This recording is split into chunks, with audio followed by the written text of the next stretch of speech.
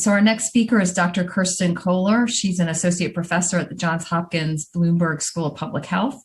The title of her talk is The Challenge of Moving from the Measurement of Fine Indoor Particulate Matter to Evaluating Occupant Exposure.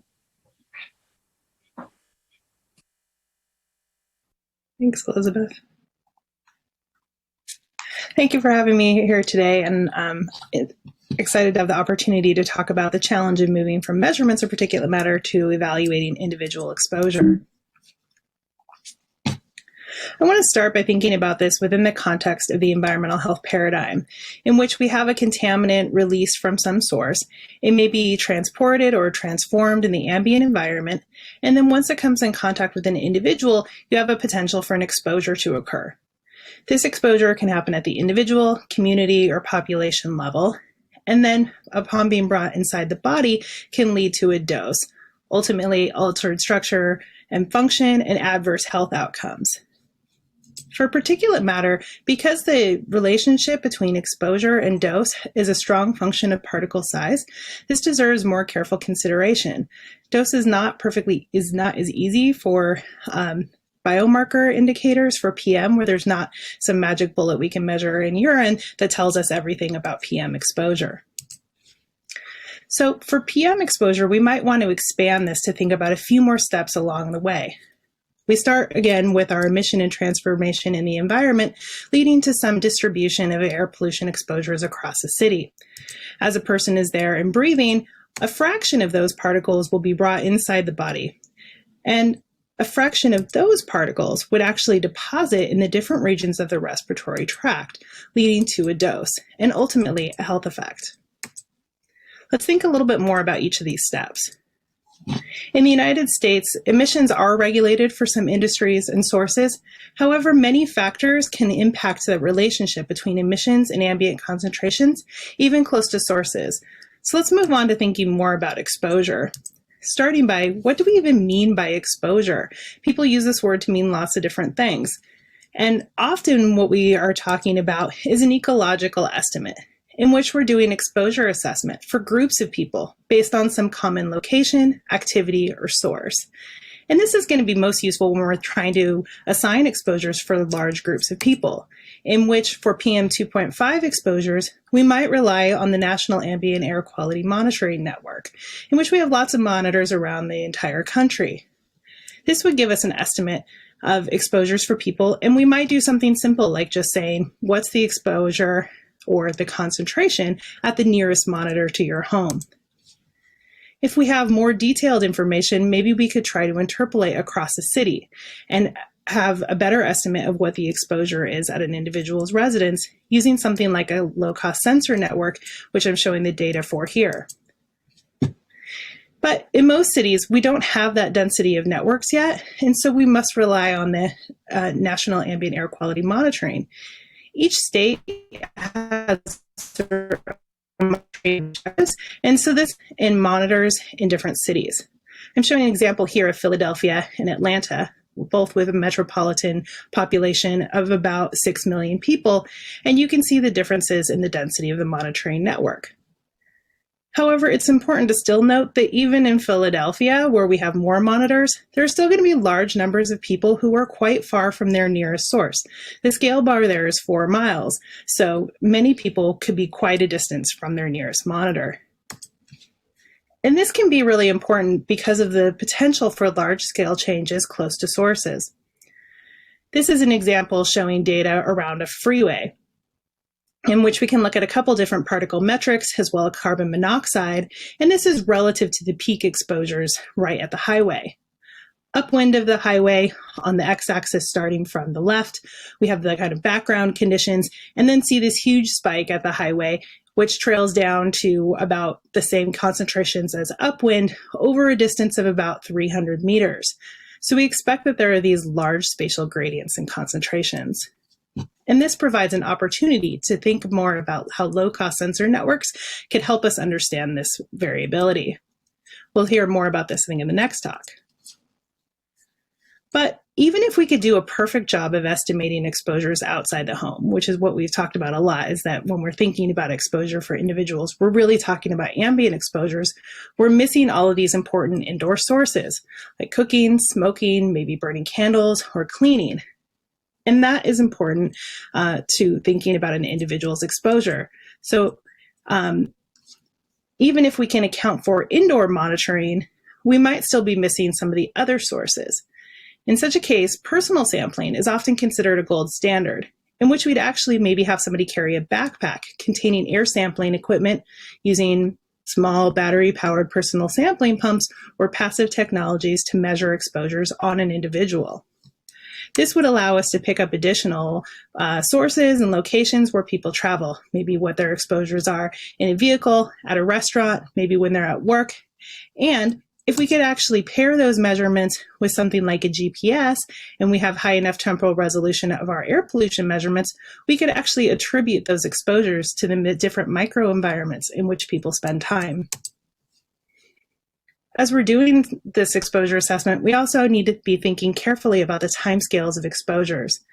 A number of sensors on the market allow us to collect data down to even second resolution, and we have to think carefully about data management for doing so.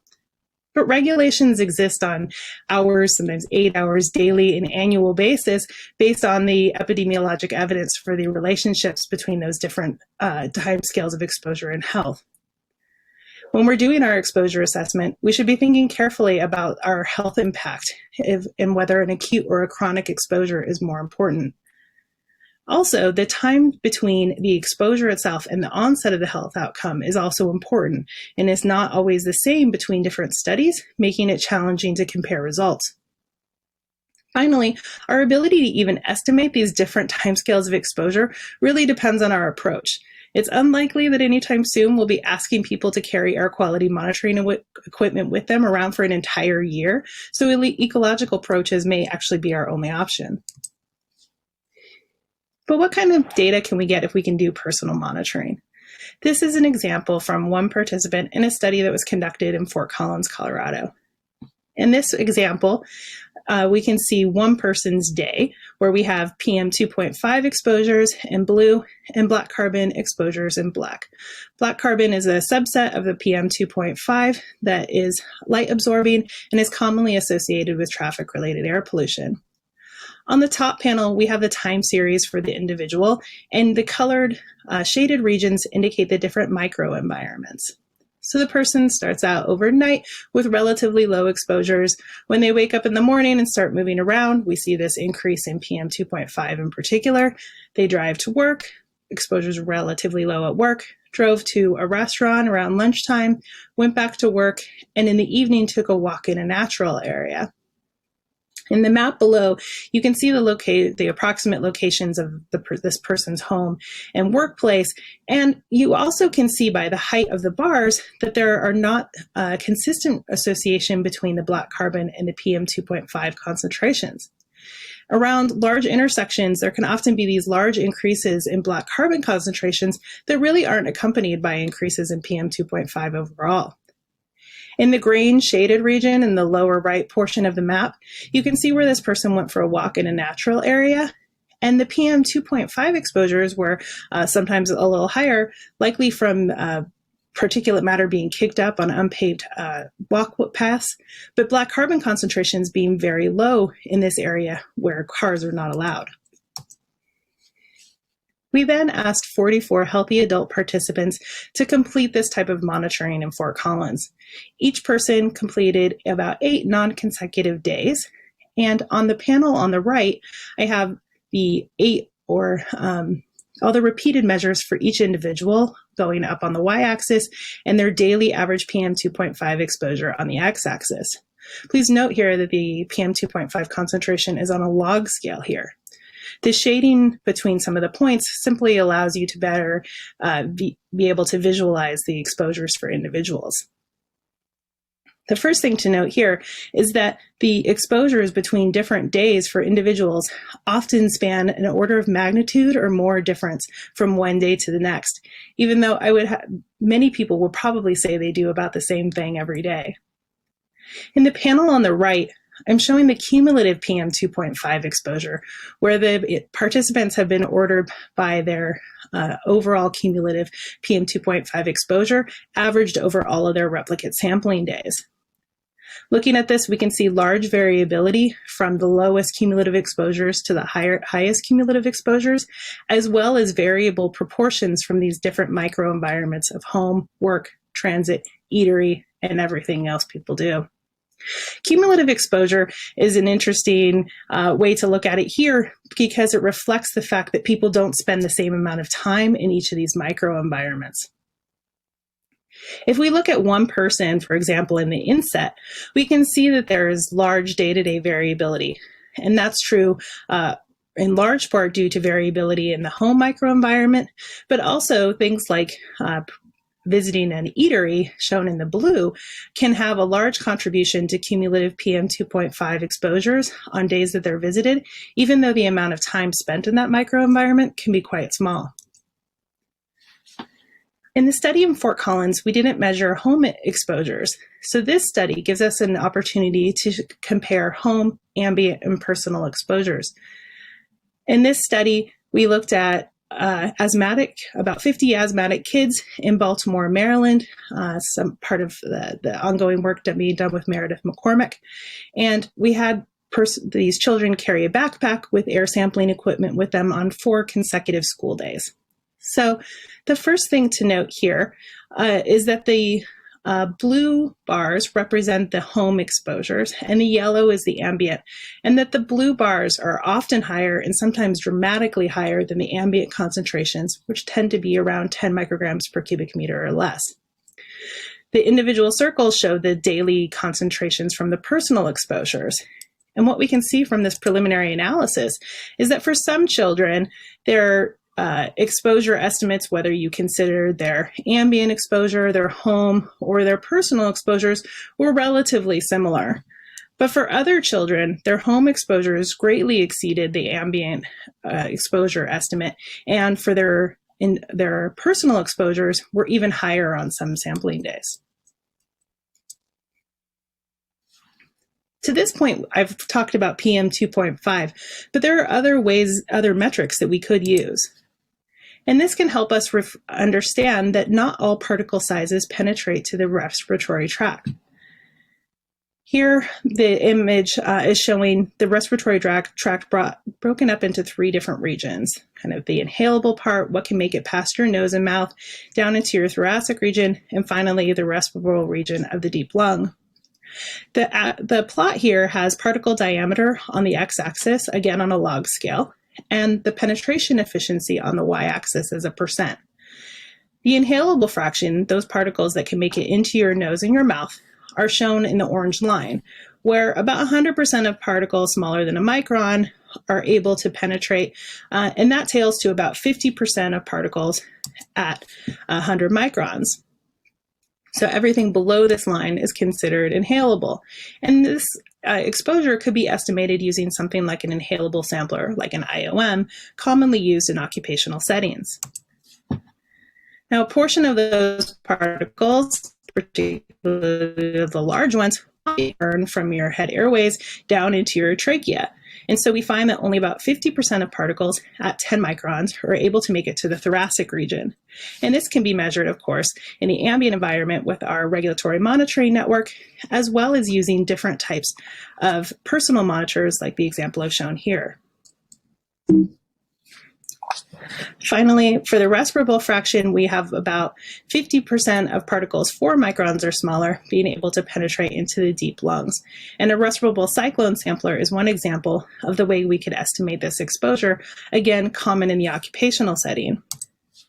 And the smallest fraction that we commonly measure is PM2.5, of course, monitored around the country using our ambient monitoring network, but also could be estimated for personal exposures using a variety of different samplers. And we might be interested in smaller particle sizes as well. I've shown these 2 types of measurements in 2 different columns to also illustrate the point that inhalable sampling and respirable sampling are really common in the occupational environment, whereas the PM10 and PM2.5 are pretty much exclusively measured for environmental exposures. And this makes it challenging to consider exposures holistically across these two environments. Finally, we might want to think more about the fact that not all of the particles that actually make it into your respiratory tract actually stay there. So again, we have our inhalable fraction here, or again, I have the particle diameter on the x-axis, but I've extended it to smaller sizes going down to about 10 nanometers here. And so the fraction of particles that would actually deposit in the head airways region of the respiratory tract is shown in the orange shading. So most of the large particles, most of the supermicron particles will deposit, but only a small fraction of those smaller particles will stay in the head airways.